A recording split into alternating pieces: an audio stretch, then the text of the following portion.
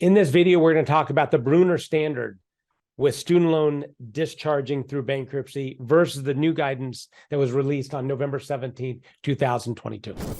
This is Philip Tyrone with 720 System Strategies with Ken Neeley with Neeley Law. Once again, talking about the tricks and the trade of how to discharge student loans through bankruptcy. And if you've seen our other videos, Ken Neeley's been doing this for 18 months. He has a 100% success ratio in either significantly reducing or getting a full discharge for his clients with federal or student loans. He works with attorneys all across the country who do not want to do this themselves, and his link will be below. Ken, good to see you. Hi, Phil. Thanks. Okay, so today, or in this video, we're going to talk about the difference between the Brunner standard and the new attestation form. And let's just walk through this a little bit and what you're experiencing and like how this is going to change your complaints, how this is going to change how you're going after, when you talk to a client about their student loans. Yeah, you bet. So let's start with where we were, right? Before November 17th of 2022, most circuits in the United States followed the Brunner test. There's another test called the totality of circumstances test. It's similar to the Brunner test, but a little more broad, a little bit more room kind of for interpretation. Either way, what had to be proven prior to November 22nd of this, or November 17th of this year, was that the borrower, student loan borrower, could not afford to pay the student loan now, could not afford to pay it in the future, but had done some things in the past to show good faith in attempting to pay the student loan debt. Okay, so those are the three prongs of the Brunner test: the present circumstances and or present ability to pay, future circumstances and or future ability to pay, and good faith attempts to repay in the past. What we saw in the past, though, unfortunately, and this led to this understanding, this myth, this belief, even by bankruptcy attorneys, that it was impossible to do anything with student loans, because what we saw in the past was that Brunner test or the totality of circumstances test was applied in a very unpredictable way. It was sometimes applied unfairly. It was random, right? It was just arbitrary. All these words, I'm using all these words that come actually from cases that applied the Brunner standard and or law review articles that analyzed the Brunner standard. It just was all over the place. It was difficult. It was challenging. As you mentioned, Phil, we still had success because we went in strong with great complaints, as we talked about in the last video. We went in demonstrating that we were willing to litigate these cases all the way through a trial if necessary. And we reached settlements that were great results for our clients. But we're very excited now because what we now have is new guidance from the Department of Education and the Department of Justice that goes through the Brunner standard and lays out objective criteria for each of the three prongs. So now we have, under present circumstances, we have an ability to create a budget for the client that will be a budget that shows if they can afford to pay or not. And there are guidelines on how to measure certain pieces of that budget that will be agreed to by the Department of Justice as they're reviewing the case and the attestation. Under future circumstances or future ability to pay, there are actual just yes/no questions. Has your client been attempting to pay this loan off for at least 10 years is one example. If so, that demonstrates that they probably won't have the future ability to pay because they haven't had the past ability to pay. So they also may not have the future ability to pay. And there are objective tests under future ability to pay and under good faith. One of the tests under good faith, just as an example, is, has the borrower sought assistance from a third party? That's you, right? To help them with their student loans. If your client has asked you, what do I do with my student loans? Then they have sought assistance with their student loans from a third party, and that demonstrates good faith. Making some payments, even one payment in the past, demonstrates good faith efforts to repay. Seeking any type of administrative remedy like an income-based repayment. Those are check boxes now. In the past, it was incredibly subjective. We would make all these same arguments that are now in the guidance. We would say, they did this, our borrower did this, our client did this. They tried this. They can't afford to pay in the future because of this. But it was all open to interpretation. I mean, it almost like with Brunner, your previous cases, it was like shooting in the dark, right? I mean, you're just like putting as much meat on that bone as possible and holding it together, where now you're just filing what the guidance says and just putting into the complaint, backing it up with information, and which leads to the reasoning of what we've been talking about, why these discharges are going to go through the roof, right? I mean, if you're having the success, 100% success rate on doing it, I mean, it's a no-brainer in the future. In the past, we could evaluate a case, and we had done enough of these cases that we had a pretty good idea of our chances for success, right? I would call it, we had a gut feel. We just knew we can have success in this case.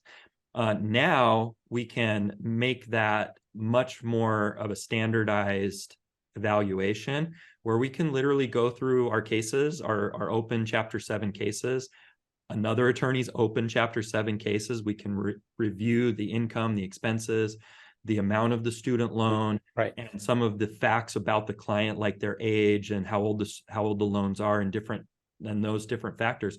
And we can say with a lot of confidence now, this meets the standards under the new guidelines. We feel very confident that this is a full discharge case or a significant partial discharge case. And I just got back from NACBA in Puerto Rico, and this was the new guidance came out right before NACBA, and there was just an air of like, well, we're not sure if it's going to work. I don't think this is going to happen. We'll see what happens down the road. And I mean, based on your experience, what would you say to that? What would you say to consumer bankruptcy attorneys around the country when they talk to a client and the client says, "What about student loans?" What would you say to that? So I would say I'm very confident and optimistic that this will lead to a dramatic increase in the number of cases that are filed. So that's an important point here, is that this does still require an adversary proceeding complaint to be filed. Okay, this is not an administrative remedy that you just fill out a form and you mail it into the Department of Education.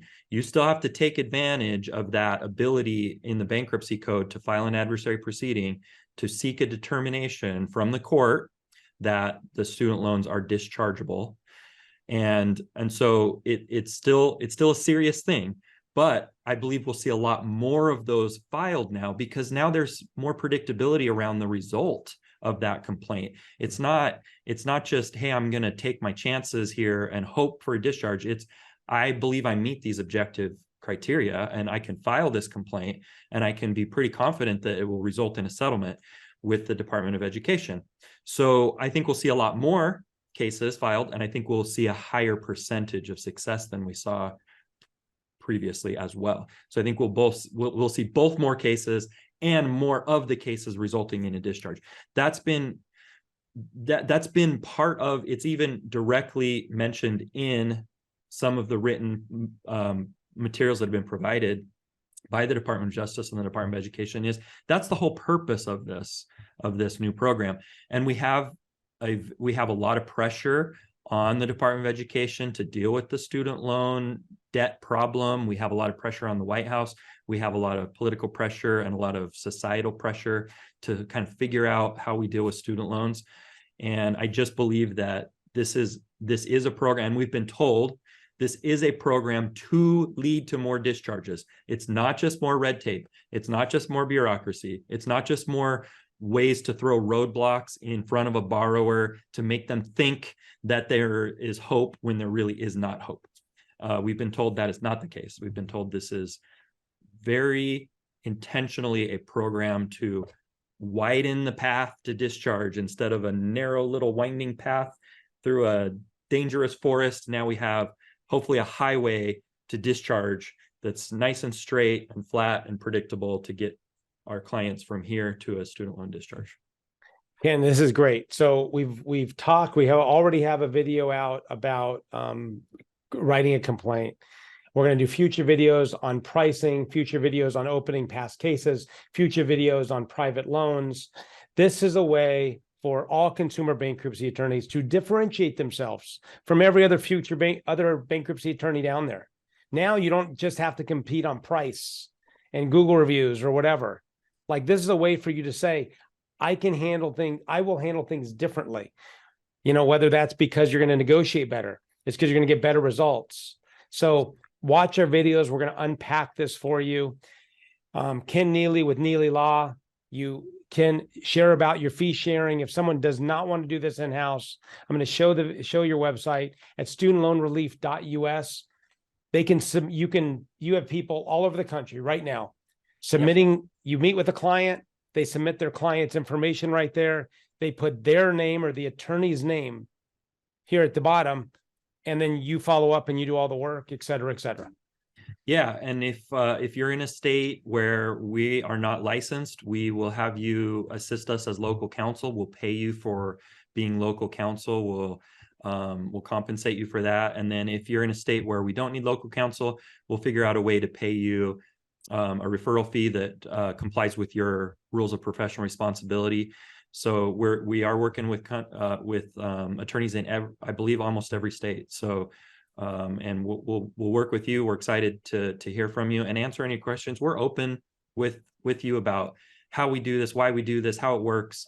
It's for us, it's not just about getting as many cases as we can. It's about educating also other bankruptcy attorneys around the country to help more of our clients, to help more debtors and more student loan borrowers to get relief. Well, and as you said on previous videos, your case value, your average case value, if you just bring up student loans and submit their information here, your debtor information, your average case value is going to go up somewhere between $400 to $500 per case, because you're going to file cases you weren't going to file, and you're going to get fees that you weren't going to get. So that's just across the board. And with as commoditized as bankruptcy is, $400 to $500 is some people's complete profit on bankruptcy, some firms. Yeah. And then lastly, if you need any marketing help, 720 System Strategy is our company. This is all we do. We focus on consumer bankruptcy attorneys 100% of the time. We manage the advertising, the follow-up, everything you need. You can just fill out, learn below, ask for free information at our website below. Ken, thanks so much for your time, and we'll talk to you on the next video.